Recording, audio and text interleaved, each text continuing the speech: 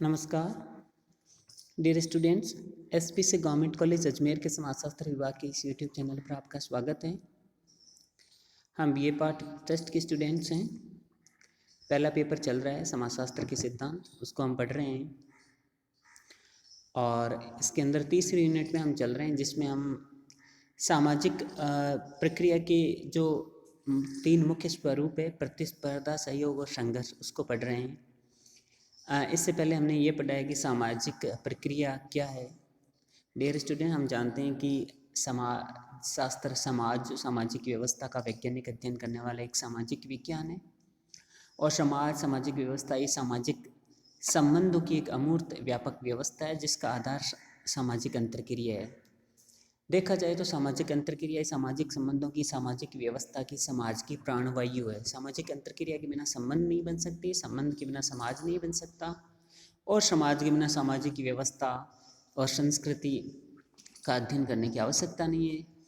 तो इसलिए सामाजिक अंतर्क्रिया का वैज्ञानिक अध्ययन समझना बहुत ज़रूरी है। सामाजिक अंतर्क्रिया की जो अवधारणा है इसको समाजशास्त्र में बुनियादी अवधारणाओं में माना जाता है और इसको समझना हमारे लिए उतना ही ज़रूरी है जिस तरह अंग्रेजी पढ़ने के लिए अल्फ़ाबेट्स ज़रूरी हैं। तो सामाजिक प्रक्रिया का तात्पर्य है कि सामाजिक अंतर्क्रिया के विभिन्न स्वरूप जिनमें निश्चितता और निरंतरता होती है उन्हें हम सामाजिक प्रक्रिया कहते हैं। जैसे सहयोग है, प्रतिस्पर्धा है, संघर्ष है। सामाजिक अंतर्क्रिया की विभिन्न स्वरूप हैं। समाज का अनिवार्य अंग है। समाज में प्रक्रियाएं निरंतर चलती रहती है, इसी कारण इनको प्रक्रिया कहते हैं क्योंकि इनमें निश्चितता होती है, निरंतरता होती है। हमने सहयोग पढ़ा है, संघर्ष पढ़ा है, लेकिन इन दोनों के बीच में अगर सहयोग और संघर्ष को हम एक दो ध्रुव माने तो इन दोनों ध्रुवों के बीच में मध्य स्थिति में प्रतिस्पर्धा को मान सकते हैं। सहयोग के बाद की जो स्थिति होती है वो प्रतिस्पर्धा की होती है और उसके बाद में संघर्ष की स्थिति पैदा हो जाती है। एक सामाजिक पैमाने पर इनको इस तरह हम रख सकते हैं। यह समझने के लिए डियर स्टूडेंट्स आइए हम चर्चा करते हैं सबसे पहले परिभाषा की। समाजशास्त्र एक सामाजिक विज्ञान है और यहाँ हम सिद्धांत और अवधारणाओं को पढ़ते हैं। इस पेपर में सेकंड पेपर है, उसमें हम भारतीय समाज का अध्ययन करते हैं।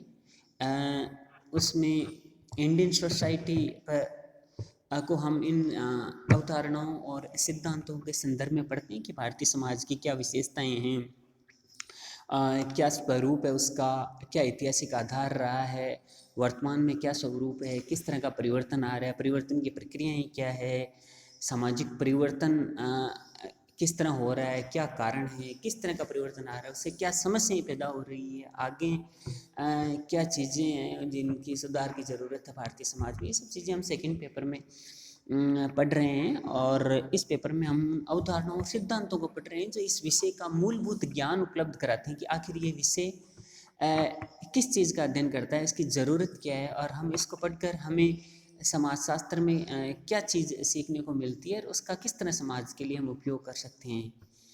तो डियर स्टूडेंट, हम जानते हैं कि किसी भी विषय को पढ़ने का उद्देश्य होता है उस विषय में जो चीज़ पढ़ी जाती है उसके संबंध में बिल्कुल व्यवस्थित और क्रमबद्ध ज्ञान प्राप्त करना, यानी कि वैज्ञानिक अध्ययन करना।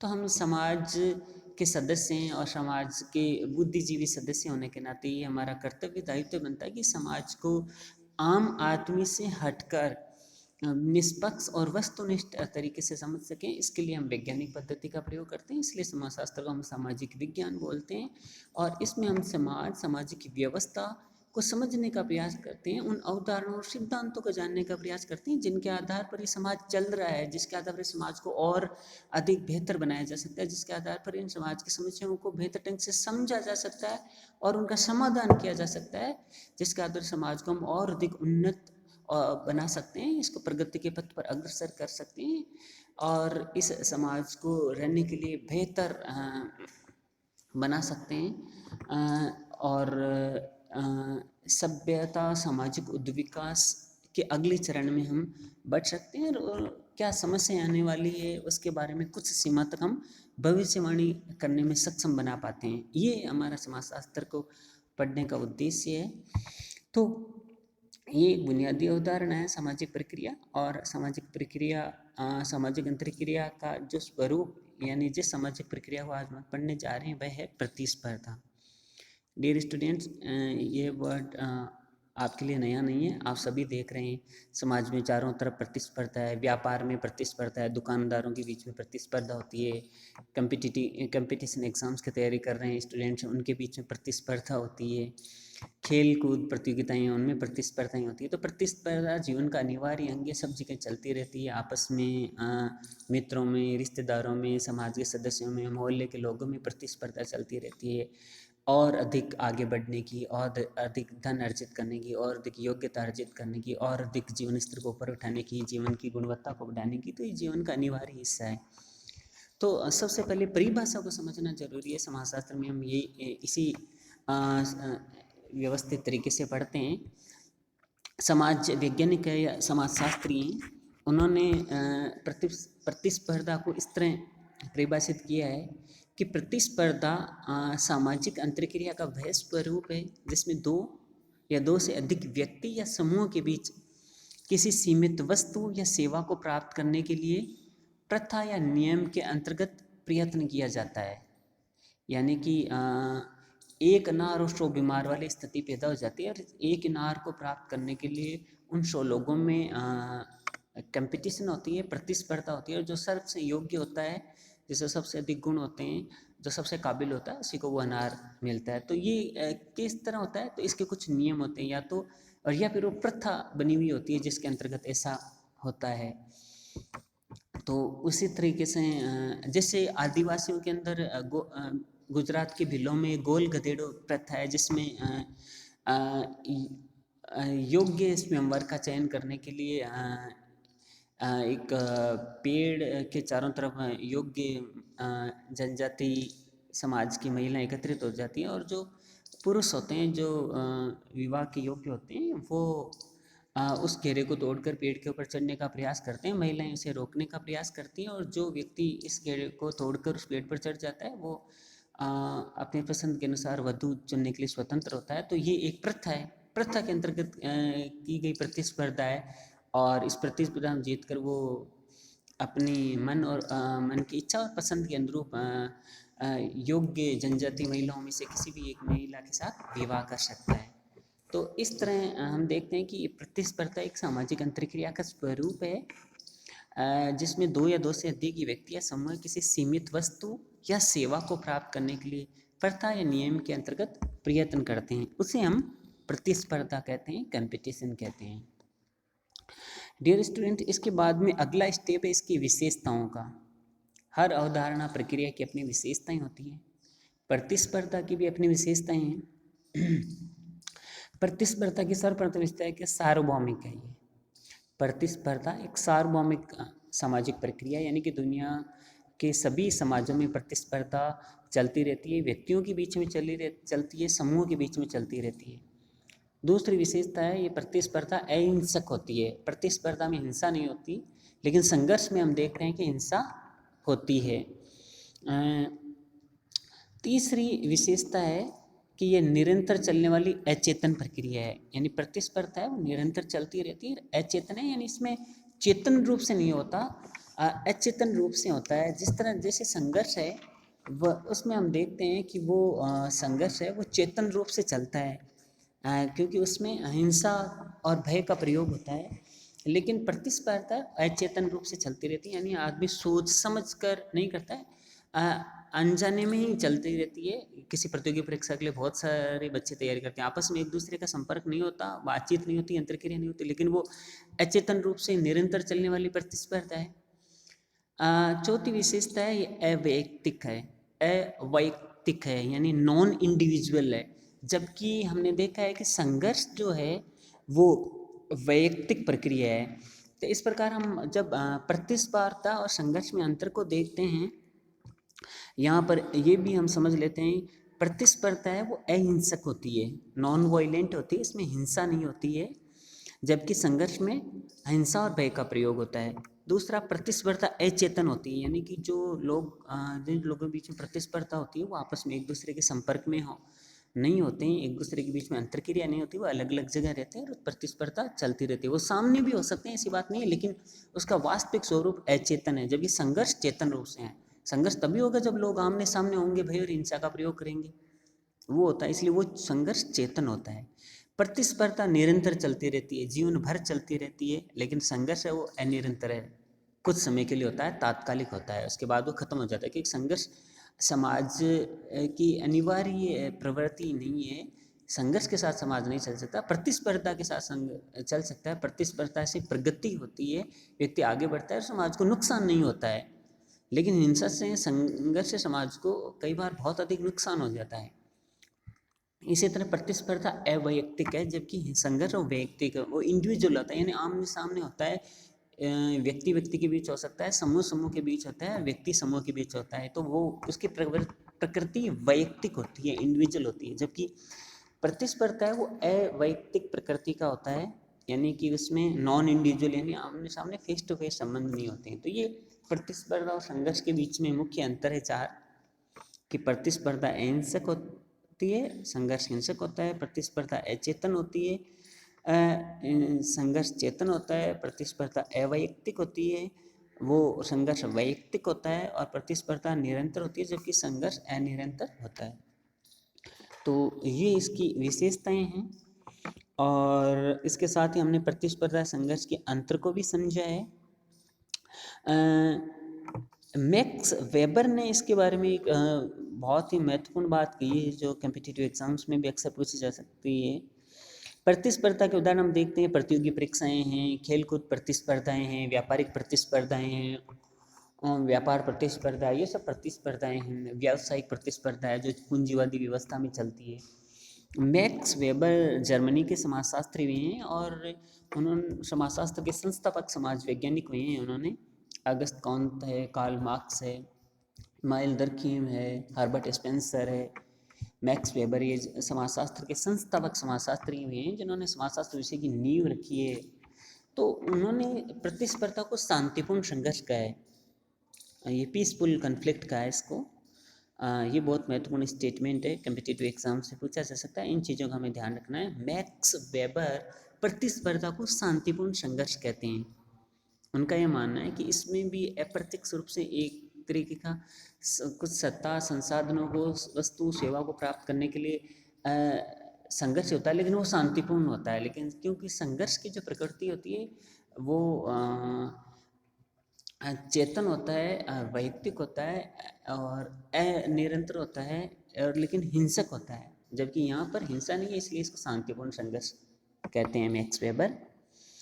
प्रतिस्पर्धा के प्रकार की जहाँ तक बात है तो जेल गिलन एंड जेपी गिलन ने अपने पुस्तक कल्चरल सोशियोलॉजी में प्रतिस्पर्धा के दो प्रकार बताए हैं, वैयक्तिक प्रतिस्पर्धा और अवैयक्तिक प्रतिस्पर्धा। इंडिविजुअल कंपटीशन, यानी जैसे व्यापार में चलती है, दो दुकानदारों के बीच में प्रतिस्पर्धा चल रही है तो वो वैयक्तिक प्रतिस्पर्धा है। दो खिलाड़ियों के बीच में चल रही है तो वो भी वैयक्तिक प्रतिस्पर्धा है। तो ये वैयक्तिक प्रतिस्पर्धा है। जहाँ तक बात अवैयक्तिक प्रतिस्पर्धा की है तो गिलिन एंड गिलेन का कहना है कि दो देशों के बीच में या दो क्लब हैं उनके बीच में या दो समूह के बीच में जो प्रतिस्पर्धा होती है तो वो उसको अवैयक्तिक प्रतिस्पर्धा का नाम देते हैं। इसी तरह मैक्स वेबर ने भी प्रतिस्पर्धा के दो प्रकार बताए हैं, नियंत्रित प्रतिस्पर्धा और अनियंत्रित प्रतिस्पर्धा, यानी रेगुलेटेड कंपटीशन और अनरेगुलेटेड कंपटीशन। किसी नियम प्रक्रिया के तहत प्रतिस्पर्धा होती है तो वो रेगुलेटेड कंपटीशन होता है, जैसे जैसे RS की परीक्षा आयोजित करवाना, सिविल सर्विस की एग्ज़ाम करवाना, ये या कोई खेलकूद प्रतिस्पर्धा करवाना राज्य सरकार द्वारा या राष्ट्रीय केंद्र सरकार द्वारा, तो वो नियंत्रित प्रतिस्पर्धा कहलाती है। अनियंत्रित प्रतिस्पर्धा वो होती है जो इनडायरेक्ट रूप से बिना किसी रेगुलेशन, नियम कायदों के चलती रहती है। जैसे एक ही गांव के दो व्यापारी हैं, अलग अलग शहरों में रहते हैं, व्यापार अपना धंधा करते हैं, तो उनके बीच में प्रतिस्पर्धा चलती रहती है, तो वो अनरेगुलेटेड है, वो कोई नियम प्रक्रिया के तहत नहीं चलती, बस वो आपस में अपने हिसाब से एक दूसरे से प्रतिस्पर्धा करते हैं, ज़्यादा से ज़्यादा पैसा कमाना चाहते हैं, समाज में अपनी प्रतिष्ठा बढ़ाना चाहते हैं, समाज के कार्यक्रमों में एक दूसरे ऐसे बढ़ चढ़ कर दान और पैसा लगाने का प्रयास करते हैं, तो वो अनियंत्रित प्रतिस्पर्धा का उदाहरण है। इसी तरह जे एल गिल्लिन और जेपी गिल्लिन ने अपनी पुस्तक कल्चरल सोशियोलॉजी में प्रतिस्पर्धा के रूप भी बताए हैं 4। पहला रूप या स्वरूप एक ही बात है। पहला बताया उन्होंने आर्थिक प्रतिस्पर्धा। प्रतिस्पर्धा के इस स्वरूप में गिले ने बताया कि ये उत्पादन और व्यापार के क्षेत्र में चलती रहती है, अधिक उत्पादन करने के लिए, अधिक व्यापार बढ़ाने के लिए, तो ये आर्थिक प्रतिस्पर्धा है। दूसरी प्रतिस्पर्धा का उदाहरण उन्होंने दिया सांस्कृतिक प्रतिस्पर्धा। गिलेन का कहना है कि जब धर्म और भाषा को लेकर प्रतिस्पर्धा होती है दो समूह के बीच में, तो सांस्कृतिक प्रतिस्पर्धा कहलाती है। तीसरा प्रतिस्पर्धा का स्वरूप उन्होंने बताया सामाजिक प्रतिस्पर्धा, यानी जब समाज में व्यक्ति अपनी परिस्थिति, स्टेटस और काम को लेकर दूसरों से तुलना करता है, तो इस तरह की जो प्रतिस्पर्धा होती है वो सामाजिक प्रतिस्पर्धा होती है। और चौथी प्रतिस्पर्धा उन्होंने बताई है प्रजातीय प्रतिस्पर्धा। जैसे हम देखते हैं अमेरिका में काले और गोरे लोगों के बीच में प्रतिस्पर्धा है, इसी तरह ऑस्ट्रेलिया में है, इसी तरह इंग्लैंड में है। तो यहाँ पश्चिमी देशों में जो वहाँ के गोरे लोगों में जो कॉकेसाइड प्रजाति के हैं और निग्रोइड लोगों में या दूसरे प्रजाति मिक्स रेस के जो लोग हैं, एशियाई मूल के लोग, इनके बीच में प्रतिस्पर्धा चलती है, वो प्रजातीय प्रतिस्पर्धा कहलाती है। डियर स्टूडेंट्स, इसके साथ ही जेएल गिल्लिन और जेपी गिल्लिन ने अपनी पुस्तक कल्चरल सोशियोलॉजी में प्रतिस्पर्धा के प्रकार ये फंक्शंस बताए हैं। डियर स्टूडेंट्स, प्रकार ये एक विशिष्ट शब्द है समाजशास्त्र में, अक्सर हम इसका प्रयोग देखते हैं। इसका एक विशिष्ट अर्थ होता है। प्रकार्य, दुष्प्रकार्य, दो वर्ड हैं। जब कोई भी काम समाज के लिए अनुकूल होता है, समाज में व्यवस्था और एकीकरण बनाए रखता है, संगठन बनाए रखता है, उसको हम प्रकार्य कहते हैं।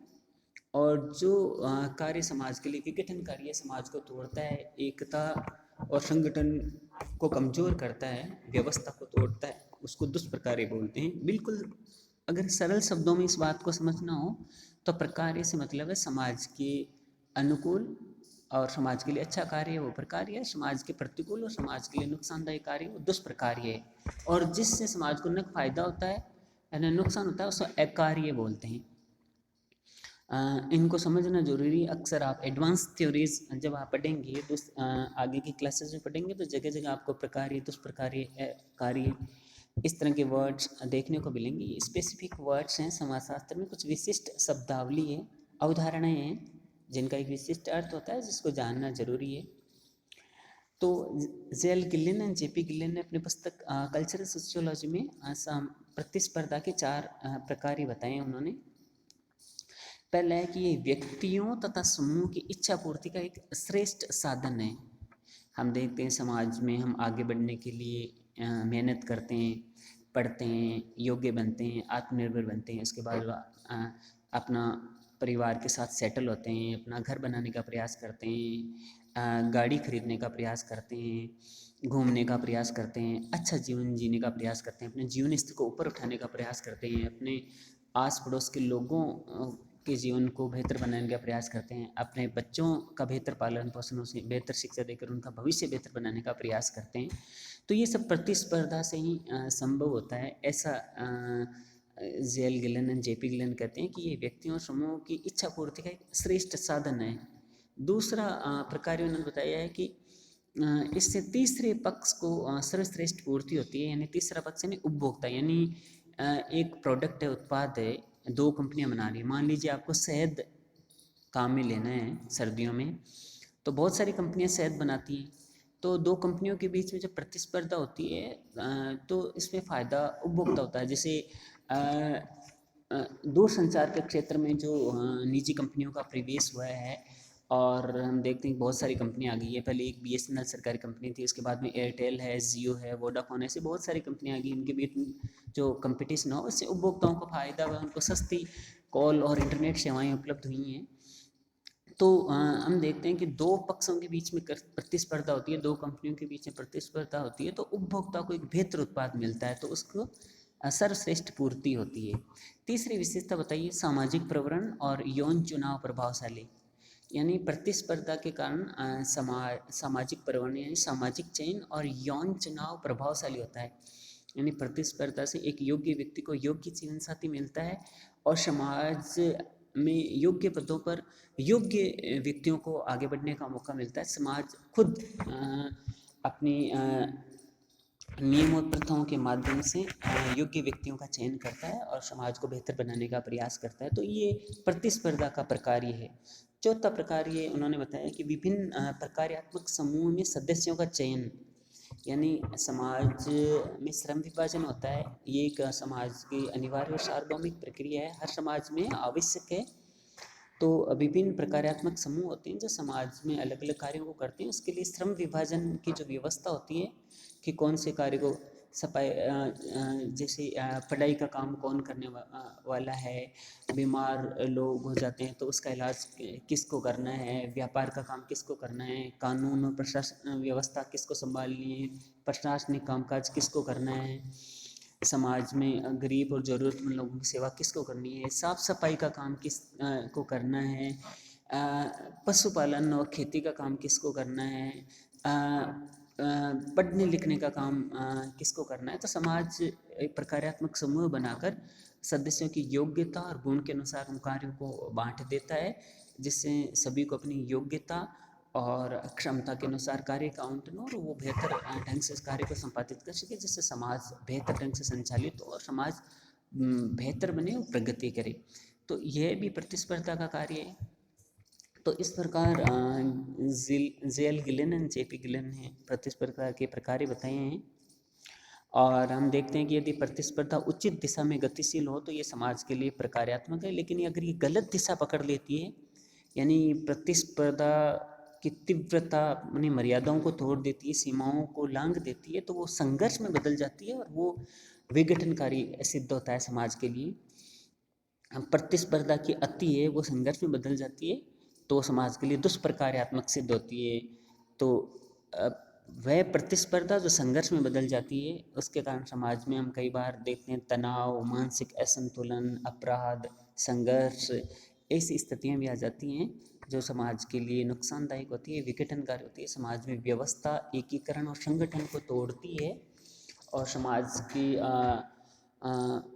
शांतिपूर्ण प्रगति की जो गति है उसको कम करती है, तो और समाज में असंतुलन लाती है।